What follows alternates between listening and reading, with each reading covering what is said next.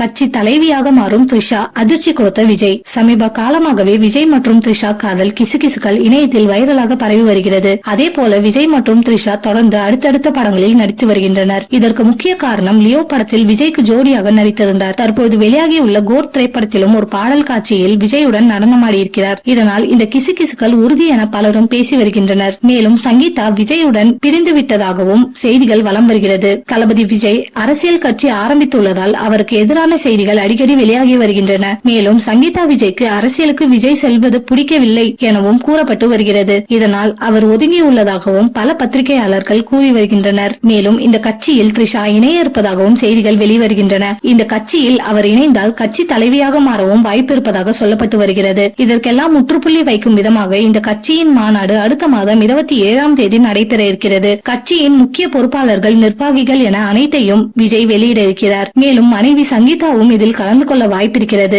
பல வதந்திகளுக்கு இதன் மூலம் விஜய் பதிலடி கொடுப்பார் என எதிர்பார்க்கலாம். விஜயின் அரசியல் மாநாட்டிற்கு பல எதிர்ப்புகள் ஏற்கனவே உருவாகி இருந்தன. இதனை எல்லாம் சரி செய்து தற்போது பிரம்மாண்ட மாநாட்டிற்கு தமிழக வெற்றி கழகம் தயாராகி வருகிறது. விஜயின் அரசியல் பயணம் எப்படி இருக்கும் என்பதை பார்க்க பலரும் ஆர்வமாக காத்துக் கொண்டிருக்கின்றனர்.